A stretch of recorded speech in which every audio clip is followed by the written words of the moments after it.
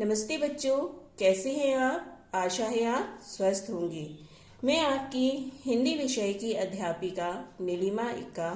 आज मैं आपको आपकी पाठ्य पुस्तक सुगम भारती से पाठ 13 रहीम मन विलास पढ़ाने जा रही हूँ। इसमें रहीम के दोहे दिए गए हैं, जिसका मैं अर्थ भी साथ में समझाती जाऊंगी।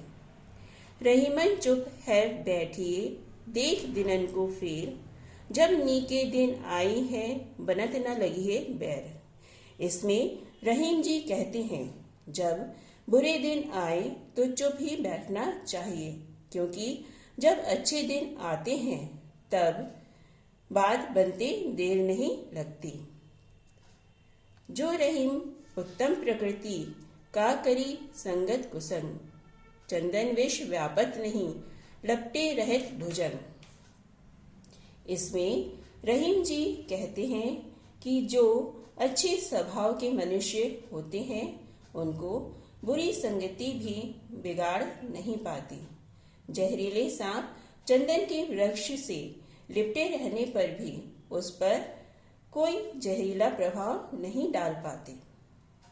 जो रहीम सुख होत है उपकारी के अंग, बटनावरे को लागे जो मेहंदी को रंग। इस दोहे में रहीम जी कहते हैं कि वे लोग धन्य हैं जिनका शरीर हमेशा सबका उपकार करता है।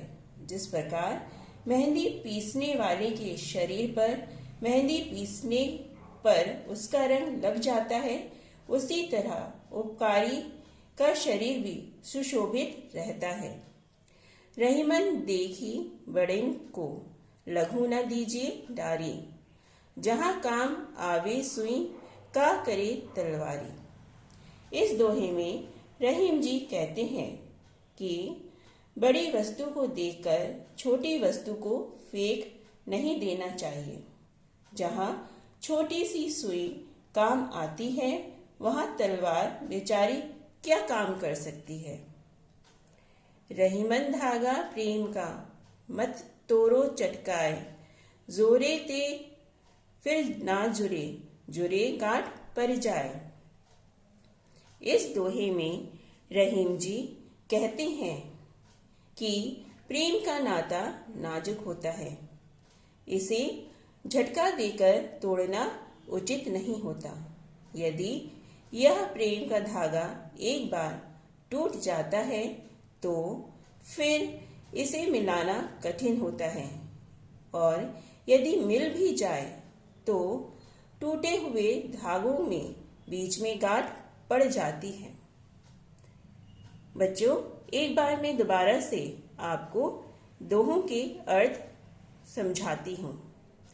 पहला दोहा, रहीमन चुप है बैठिए, देख दिनन को फेर, जब नीके दिन आई हैं बनत न लगिए बैर। इस दोहे में रहीम जी कहते हैं, जब बुरे दिन आए तो चुप ही बैठना चाहिए, क्योंकि जब अच्छे दिन आते हैं तब बात बनते देर नहीं लगती। दूसरा दोहा, जो रहीम उत्तम प्रकृति का करी संगत कुसंग, चंदन विष व्यापत नहीं लपटे रहत भुजंग। इस दोहे में रहीम जी कहते हैं, जो अच्छे स्वभाव के मनुष्य होते हैं उनको बुरी संगति भी बिगाड़ नहीं पाती। जहरीले सांप चंदन के वृक्ष से लिपटे रहने पर भी उस पर कोई जहरीला प्रभाव नहीं डाल पाते। तीसरा दोहा, जो रहीम सुख होत है उपकारी के अंग, बटनावरे को लागे जो मेहंदी को रंग। इस दोहे में रहीम जी कहते हैं कि वे लोग धन्य हैं जिनका शरीर हमेशा सबका उपकार करता है। जिस प्रकार मेहंदी पीसने वाले के शरीर पर मेहंदी पीसने पर उसका रंग लग जाता है, उसी तरह उपकारी का शरीर भी सुशोभित रहता है। नंबर 4 दोहे में रहीमन देखी बड़ेन को, लघु न दीजिए डारी। जहाँ काम आवे सुई, का कहाँ करे तलवारी। इसमें रहीम जी कहते हैं कि बड़ी वस्तु को देखकर छोटी वस्तु को फेंक नहीं देना चाहिए। जहाँ छोटी सी सुई काम आती है, वहाँ तलवार बेचारी क्या कर सकती है। नंबर 5 वाले दोहे में, रहीमन धागा प्रेम का, मत तोड़ो चटकाए। जोरे ते फिर ना जुड़े, जुड़े गांठ पड़ जाए।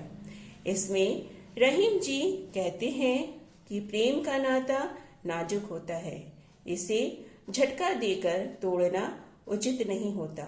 यदि यह प्रेम का धागा एक बार टूट जाता है तो फिर इसे मिलाना कठिन होता है, और यदि मिल भी जाए तो टूटे हुए धागों में बीच में गांठ पड़ जाती है।